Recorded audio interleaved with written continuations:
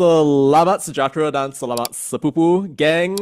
Today we are very privileged to have the most epic abang Grab in the world, Afiq Zayany. Poo, poo, poo, poo, poo, poo, poo. It's an Hello, absolute honor to hello. meet you right here, and we are, by the Thank you, way, thank you. in the midst of his epic house review. Those of you who watch his YouTube channel, by the way, which is called Ringgit and Dollars, I'm gonna show you guys on the screen so that you can actually like go right ahead and subscribe right here. You hit, I think, 5,000 subscribers in the course of like a month or so. Congrats. Yes, thank you very Yes. much. Afiq right here is a Grab rider, and interestingly enough, the victim of fake news. That's why we're here today, bro. Like, today I want to talk about Yes. the fake news saga of Ringgit and Dollars. All right, Let's talk so about that. all right, so here's what I understand. I mean, I was watching your video just the other day about how Mm-hmm. you gonna fake news by the Malaysian news media. And for those of you who don't know anything about Afiq, by the way, like here we have a Budak Singapore living here in Yeah. Malaysia. Malu tau, you know, like my country, you know, like literally just saying. And I'm gonna show you actually right over here. So like you've got like some articles. Actually, I took the trouble to like go ahead and find some. So you've got like this one right here. Riding to riches, how a Grab rider purchased a 1.4 million ringgit home by delivering food. Watch. This Grab rider bought a 1.4 million ringgit villa by delivering your lunch. I don't know, bro. Like, how does that make you feel when you look at that? So when I saw the Malaysians article, I was actually very shocked because I see the word purchase and bought, which I never once said I actually bought this house. Yeah. So in any interview or in any videos that I make, I proudly say that I'm actually renting this place for 1,800 ringgit and I'm working as a Grab rider. Never once I actually mentioned that I bought this place. So when the news actually, so it started in Singapore, and the thing is, before most of the big media companies post anything, they actually emailed to me. Every single company from Singapore emailed to me asking me for permission. And you know, they have like some interview questions. They want to find out more before actually writing an article. But when it reached to Malaysia, it's no one, zero. No one emailed me, which I was a bit shocked. And this is coming from those big companies, big newspaper companies, you know. Wow. So I'm very shocked. Like, and the thing is, if let's say, okay, sure, if let's say they were to post something very accurate or what, maybe I also would close one eye. Yeah. But it's like when I see, not only did they say purchase, suddenly my salary, they increase it to like, I don't know, I think the highest was 22,000 ringgit. I was like, since when I said 22? So they also inflated my salary. So I was like, wow. Wow. I mean, like, yang paling teruk, which one was it? I mean, like, do you remember the articles? Like, do you remember like the most egregious usages of your headline kind of thing? I don't know, because it's a lot. Okay, because like once like one Malaysia company pick up, it spreads like wildfire, you know. Oh, Then like yeah. this company, then like this it's ranging from those small pages to the big pages. Wow. So I've seen like articles saying that I bought lah. So, I've also seen articles that said that I'm a Malaysian. So so the information like changes over time. Wow. Yeah, I mean, like, I can see, for example, like, there's NewsWeb, for example, like, okay, like, this is just me, like, casually looking for one right here. Rider Grab Let's look. mampu beli banglo RM 1.4 juta. Kongsi rahsia boleh jana duit RM 20,000 sebulan. Okay, and that's you. Do you talk to them or like no? No, I never talked to I don't even know what this ad anybody. is. I don't even know. I didn't even saw this article. Yeah, what's this? I don't know, man. Like, but okay. I mean, I find it super fascinating though that like we have like all of this like fake news stuff right here. I mean, like, cause as somebody right who reads a lot of news, right, I think that it's like actually one of the most interesting things that we are being subjected to at this moment. Cause like right now, I don't know, like Afiq, do you read the news like quite a fair bit? Do I call you Afiq or Zayany? Like, what do you prefer? Zayany. Zayany, Because there's a lot of Afiqs right now. Okay, got it. Yeah. Yeah. So yeah, I mean, like, do you read a lot of news or like? I think nowadays people don't read like newspapers and all. So I think nowadays how we consume news is through social media, Yeah. TikToks, even newspapers are now going online. So that's how I consume news. So it's very worrying when I see these kind of things happening. Because from what I can see, from what I assume happened was they just copy and paste from each other. So if one person is spreading the wrong news, everybody is spreading the wrong news already, which is very worrying. Right now, with like I mentioned in the video, with like the rise of AI, now we don't even know which videos are real and which pictures are real. It's very difficult. Yeah. Recently, there's like a tsunami incident that happened in Hawaii, right? Yeah. So like there are some videos that I thought that was real, but it was not. It was AI generated. Completely fake. Yeah, it was like completely fake. Like I had to go to the comment section like, this is AI generated. Then I'm like, oh my god, if I didn't open the comments, I wouldn't have known that this video is fake. Okay. So Right. Okay lah. I mean, like, but in that case, like, it's kind of like, you got deceived, right, by technology. But in this case right here, like, it's like in the Malaysia case, we're not really at that level yet, bro. It's like kind of like they got deceived because they're dumb. Sorry, like, I don't want to say that, but like, it sounds like that's what happened. But yeah, like, how do you find out about this, bro? Like, did someone tell you, or like, did you just like see an article one day, you're like, wait, buddy mangkuk lah. So basically, because my wife is Malaysian, so her parents actually start sending me the TikTok links and videos like, hey. So I was like, so when I opened it, I saw like purchase. I was like, oh my goodness, I wish lah, but not yet lah. Soon, bro, soon. Soon, yeah. Yeah. Okay. So I mean, I think that like fake news, right? It's like actually such an interesting phenomenon. I mean, like I was literally just making this video actually about well, some news actually coming out from Mothership in Singapore, and one of the articles I was reading along the way was one that features Vivian Balakrishnan, your current foreign minister. So he was like talking about how like the internet changes people's perception of the world. It's kind of an old article, as you can see right here.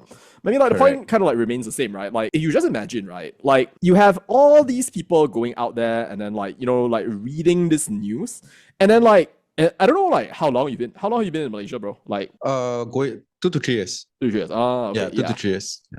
Yeah, so like you have all these people like not understanding like what's going on because they only read the headlines, and then like. You have literally the people who even put the headlines there, right? They copied and pasted in the first place. It's like basically whether you're the producer of the information or you're the consumer of the information, like the entire system is just royally screwed. Correct. So I actually made a TikTok. I'm pretty sure you're very familiar with DMA Islam. Are you familiar? No, I'm not. DMA. Oh, you don't know who's? Yeah, DMA Islam. No. You don't know? Okay, you should. But I think his TikTok got banned already lah. So basically, he was like attacking like the mass comm kids in Malaysia. So I was like tagging on his train. I made a TikTok saying like, yeah, you know what? I think this problem is not something that started in school. I think it is the whole industry after they graduate. Because definitely in school, when you're studying mass comm or journalism, they would teach you what's the proper way to do it. But once they graduated, when they see like, nobody is checking us anyways. No one is like having like those like regulations that we need to follow anyways. No one's getting fined. So I can just do whatever I want lah. It's very different compared to in Singapore. Singapore, as everybody know, is a very, very strict country. Oh, for sure. Okay, we get fined a lot. So that's why we follow. That's why they say that Singapore is a very fine city. Yes, it's a very fine city, correct. Literally it's like, as of now, like $300 if you throw a cigarette, but $300, if you modify your exhaust illegally, that is 1,000 Sing dollar to 1,500 Sing dollar. Oh, damn. Yeah, it's even in a tiny modification, you'll get fined that amount. Somehow you have to change back, right? Then you have to change back to the stock exhaust. Okay. Yeah, so like to make this comparison, I think Singapore has a lot of rules and regulations and authorities that take control and do not allow, like for example, in terms of this whole media thing that we're talking about, they will fine all these companies, But whereas in Malaysia, I don't think, maybe there is, I'm not sure, but I don't think they are actively regulating. I see. Okay. So I guess the question I have about that, right, is like, if we think about your case, right? So like they didn't just like copy and paste from one another kan. Sebab like in all of the articles, right? Like it started in Singapore first, you said, right? So like all the Singapore articles, correct. they are like, so like he lives in a 1.4 million villa. So like you were saying like, nope, fair game, like nothing wrong with that. Like they make it interesting in that way. But then like somewhere along the way, right? Okay, when it got to the Malaysia side, it must have been that somebody went and changed it. I mean, like that seems to be like the most logical thing right there. I mean, like, so why do you think that happened? Like, do you have a guess or like any thoughts on that? I think what happened is maybe someone copied the whole article from Singapore side and just like Control C, Control V, and then translate. Copy and paste and translate. Oh, so it's literally translation issue. Okay. It's not malicious. So sometimes when so when you translate from English to Malay, it can change the entire meaning, Yeah. Like even like just one word. So I think that's what happened, because definitely if they were to read the article, they would have seen that the article said rent. Okay. So so I think they just copied, paste, translated, or maybe they just pasted to ChatGPT and just like say like rephrase this whole article, and then maybe that's what happened lah. Okay. I don't know. Like if we go right ahead and put this right here. Okay, so like Singapore Grab rider. So I'm just copying this from Mothership right here. Cause I literally just made a video about them. So like you copy this, you paste it, then it literally becomes Penunggang Singapore Grab. Okay, I don't know. I feel like this translation is so koya. Penunggang Singapore.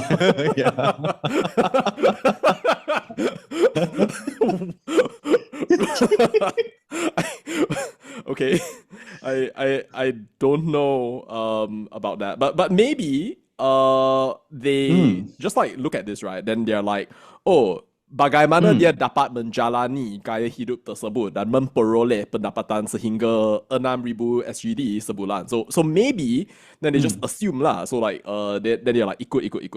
Okay. So in the meantime, I am curious though, because like, do you feel right that maybe at least a part of it, right? And I'm just curious right here, because if we look at like one of my old videos, right? So then like there is one thing that I noticed about the Malaysian media, right? So like for example, the Malaysian media, for different reasons, it hates India and it loves Pakistan. Now we can say that this is like a bad thing, or it's a values thing, or it has something to do with like religion kind of thing. To me, it doesn't really matter. But the point is, right, that there is a sort of like media bias, like at the very least in a way. So like, I don't know, like, do you feel that that's something that you see in Singapore as well? Or do you feel that like there isn't really something like that going on in Singapore as well? First of all, we have to acknowledge that this is a very sensitive topic, but it's a very important topic for us to actually discuss. Yeah. So I do agree with you. Okay. In terms of, in Singapore, let's take this whole Israel and Palestine thing. Okay. So in Singapore, we are very careful with what we say. Okay. I think the media, especially the media, try its very best not to openly choose a side. Okay, whether it's Israel or Palestine, they don't really choose a side and say like, oh, we support Israel or we support Palestine. They do share some news, but there are also cases in Singapore where certain things that happen in Palestine were not reported in the news. So I think some people in Singapore were actually angry about that. It's like, why this thing happened in Palestine, but you guys are not writing about it. You guys are not talking about it. So I think someone in Singapore mentioned that the reason why is because it might affect the peace and harmony in Singapore, because it's a very sensitive issue, and we are also a mixed religion mixed religion country. Singapore Inc, bro. It's okay. Mixed race country. So we try not to post this kind of external issues lah. But I think in Malaysia it's different. I think in Malaysia, the media and people do pick sides. And I see it a lot lah. So for example, it's almost impossible to find a media company that talks positively about Israel, correct? Because it's a Muslim majority country. So every single news in terms of Israel and Palestine is always pro-Palestine, Palestinian. So there's not, if you ask me, is it fair? In terms of, for us, for consumers, I think it's not fair, because to be very honest, I feel that we need to hear from both sides. Then we can make a judgment. So when the news is just pro-Palestine, or for let's say in another country just pro-Israel, I think it's bad. For example, in America, I think it's a lot of pro-Israel, which is also very, very bad. Yeah. So that's my thoughts on this kind of issues lah. Yeah, for sure. And I think, I mean, like what you said actually is like great, because I guess the very fact that you're mentioning that like it's very important, right, to have like a balanced view actually. It's like something that can be Balance. rare, Yeah. for example, to even find in Malaysia. I mean, like, of course, like what's happening in Israel Palestine is like a bad thing. Organizations have classified it as genocide. I don't intend to dispute that. But like Definitely. Yeah. definitely, yeah. And the thing is, right, like it gets people so emotional and so riled up, right? That like basically in their minds, Yeah. they're just thinking like, oh, but this is right. So then like I must go ahead and then like I must advance this kind of narrative right there. So in their minds, right, like they Correct. feel Correct. that it's the absolute truth. So I don't know, like I'm not sure if like Correct. that sort of like emotional reporting really happens in Singapore as well. I mean, you mentioned that like maybe like there are some things that they don't really report, right? But so I guess Yeah. do you feel that that's in a way a sort of like bias as well, or do you feel that it's like kind of more careful, tempered kind of thing? I think it's like the reason why Singapore don't report is more because they don't want to like you mentioned to trigger a certain type of emotions in people lah. And maybe it's to protect the peace and harmony lah. I think that's the only reason why Singapore don't report lah. But definitely for us with the modern internet nowadays, we can get this kind of news whether you report it or not, you know. So it's very important to have certain regulations, and because I do see in Malaysia, their news is always like trying to trigger a certain type of emotions in people. For example, it could be like internally in the country or externally in the country lah. So it always is like the titles are always like clickbaity, you know. Yeah, of course. Yeah, so Yeah, that is very, very dangerous because a lot of people don't actually read the whole content. They just read the title, and you know sometimes nowadays like there's like the title and like a small like blurb summary kan. of what's happening. Yeah. And that's it. Yeah. That's to them, I'm reading the news, you know. So Yeah. it's very dangerous. Yeah, and that's what I was saying earlier. It's like, first of all, the people who are producing the news in Malaysia are like just copying and pasting. So that's like copy and paste, right? Like if people were to read the news from there, then like they will immediately get like the wrong impression. But the problem is like you are reading the news and then like you're also not reading the entire thing. It's kind of like you suruh ChatGPT to write like a full-on essay, right, from a few bullet points, and then like the person on the other side, like they take that essay and then they summarize it back into the bullet points. You might as well just have sent the bullet points in the very first place. So Correct. I agree. yeah, it's crazy. I want to transition a little bit, and thanks Zayany for all of that.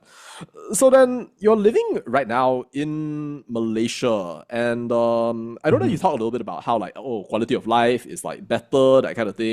But you still go into like Singapore quite a fair bit right here. So then I guess like for you, right, from your real experience of like living in Malaysia versus like in Singapore, how do you feel about the difference? Like you grew up in Singapore, right?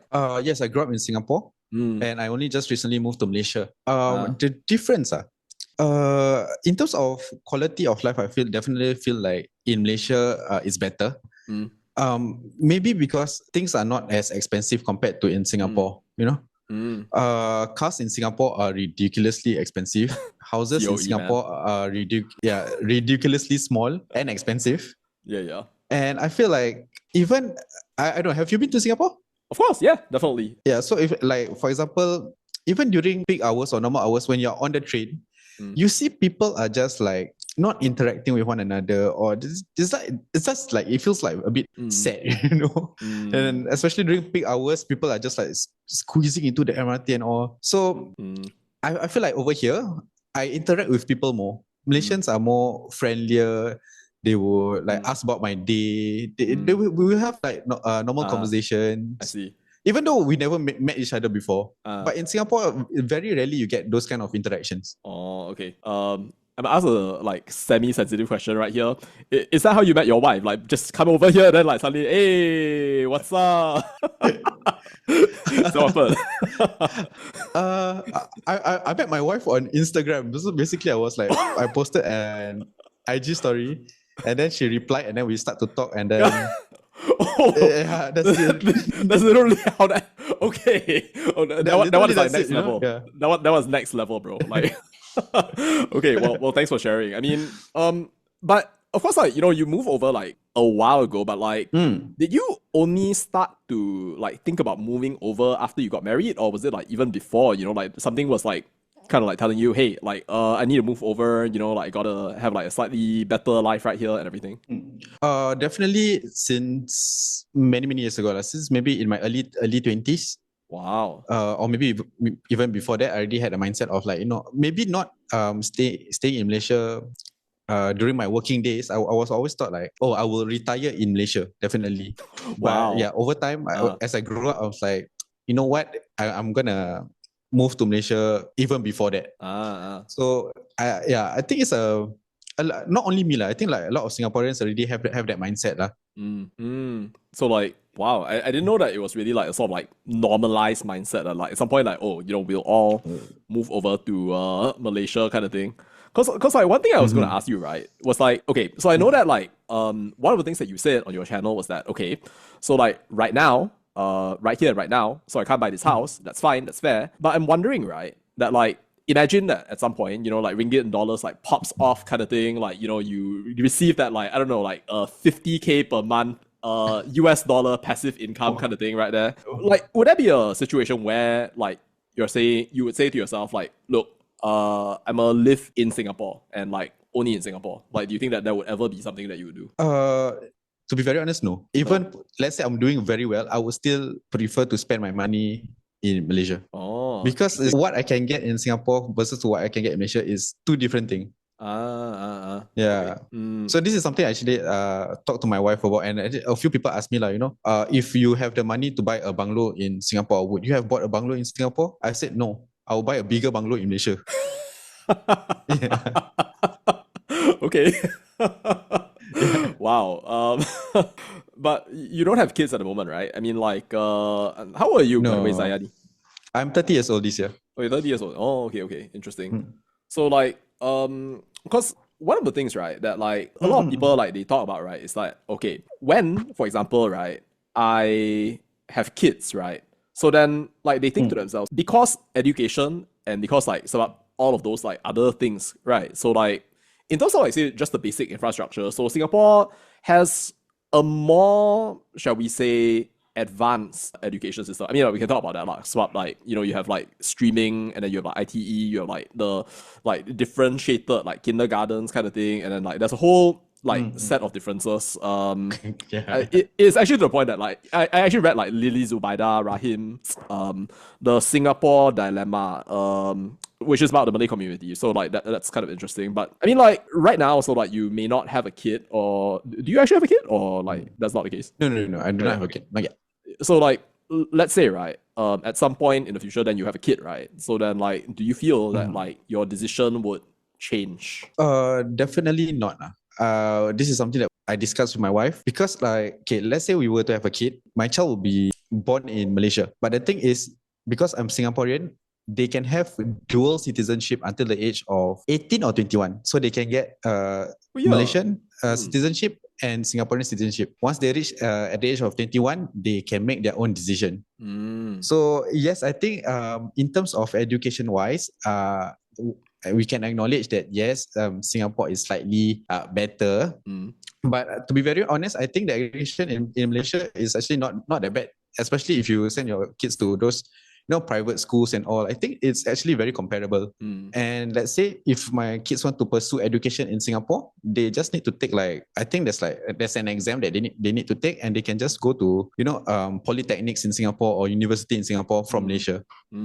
So yeah, so having a kid definitely won't change my plan of staying in Malaysia.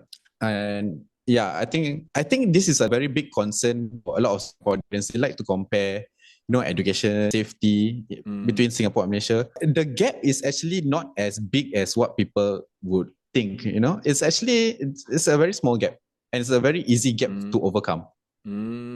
Yeah, I see. Because like that's also one of the things, right, that we are told about Singaporean society. So like it's interesting to hear you sort of like mention that over there. I mean, all these fake medias lah.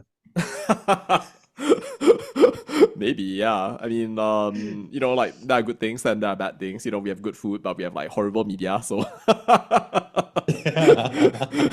I mean, like maybe God is fair. Like that's why we're seeing this sort of thing. It's right? balance. Yeah.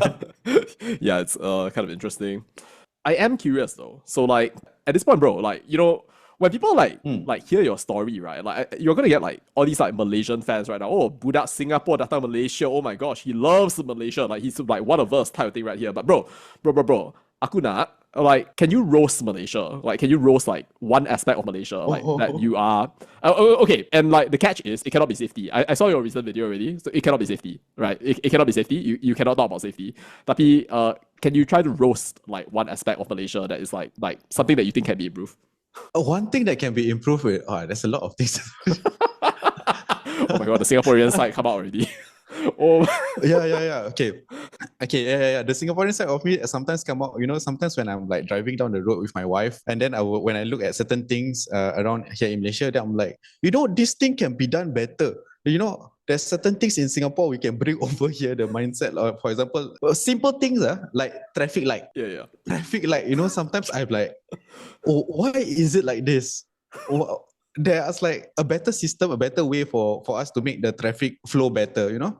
And the road planning, oh my god, the urban planning in KL is just terrible, man. The expressways, oh my god. I just saw one TikTok someone made like that. The expressway on Google Map looked like a spaghetti bowl. It's just like roads crossing on top of one another.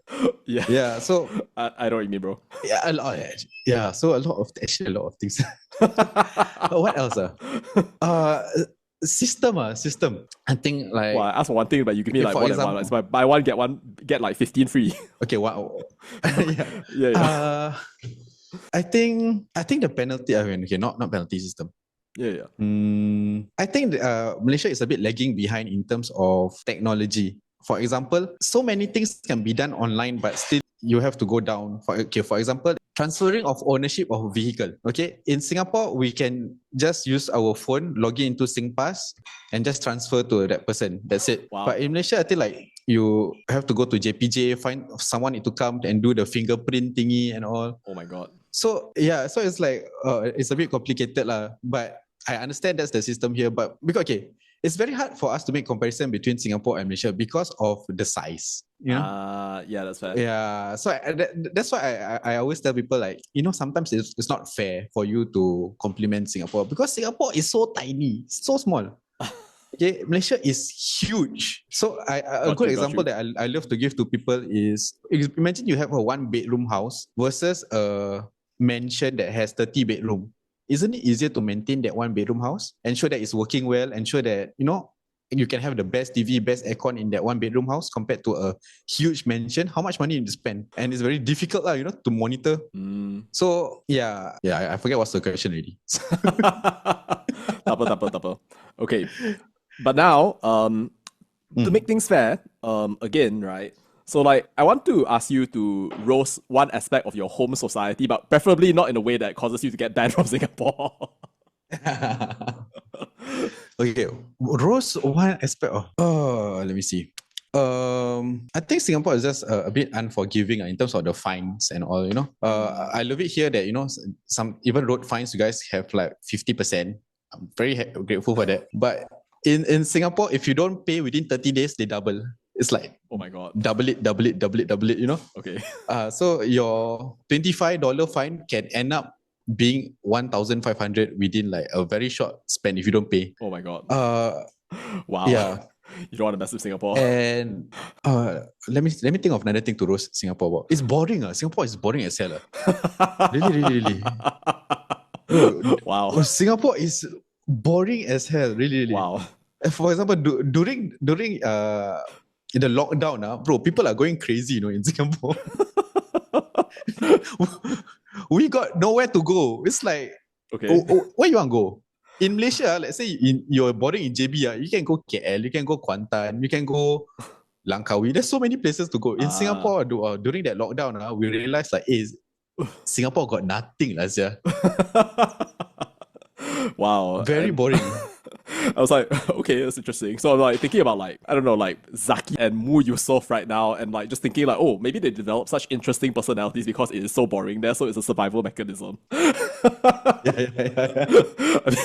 I mean, yeah, that could actually be a thing. Yeah, so like, thank you for that. So kind of like moving, I guess, like towards the kind of like fake news media type thing right here. So like you had the experience in Malaysia, you had the experience in Singapore. So like how do you feel about it, bro? Like, I mean, you just had like the whole story basically like twisted, you know, like it's just like not true kind of thing. So like, how do you feel about it overall? Like, was it bad for you, or like was it just like, oh, let's make a video?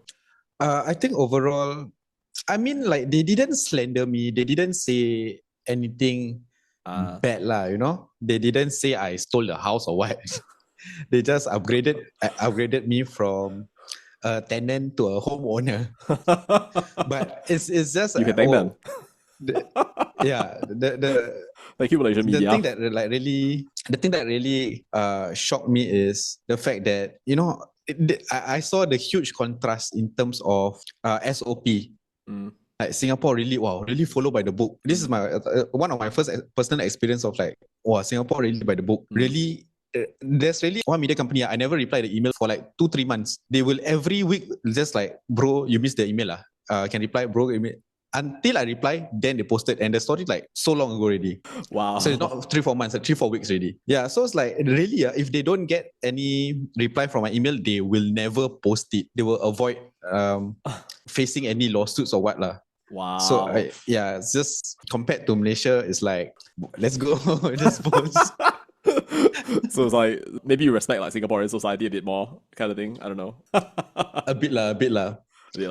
I'm like, you know, as you get older, you understand why there are certain rules in Singapore, you know? Right. Last time, even now, I complain about COE and all, you know? But as I get older and I understand, without COE, traffic in Singapore is going to be very, very, very, very bad.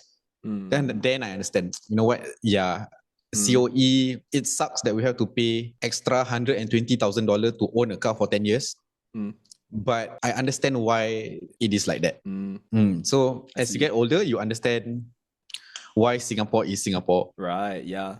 I think like Lee Hsien Loong said at the 69th annual dinner of the Economic Society of Singapore that COE is kind of like a proxy for road space, and then like they were kind of like allocating it that way.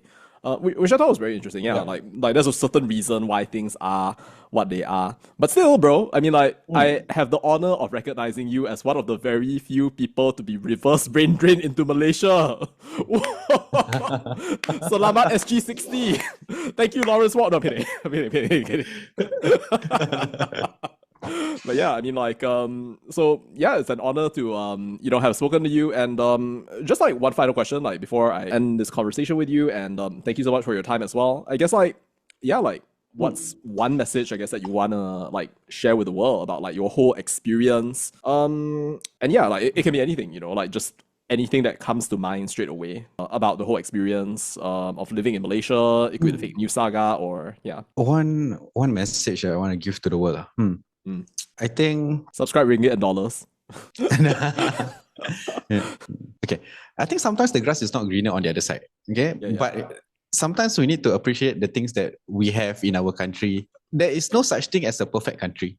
Okay. There's no such thing where a country is, wow, everything perfect, everything is on point. Definitely certain country has certain flaws, but you have to learn how to take advantage of, you know, for example, for me, I'm taking advantage of the strong Singapore dollar. And it's not only me, a lot of nations are taking advantage, going to Singapore and work, take that money and spending it wisely in Malaysia. Buying properties and all, investing their money and all. And I'm really happy to see a lot of nations are actually doing that lah. Yeah, so appreciate what you have, work hard, and just be happy lah. Be kind to people. That's it. For sure. Yeah. Thank you so much for that. Really appreciate it. Thank you for sharing with me your fake news story. And this was a real one. So thank you so much for your time as well. And yeah, so that's Thank you. Yeah, thank you so much. So Poops, if you want to support my work, feel free to donate down below or to click subscribe right now and share this video with a friend to support independent media. Everything you do helps. Thank you for watching, and I'll see you in the next ones.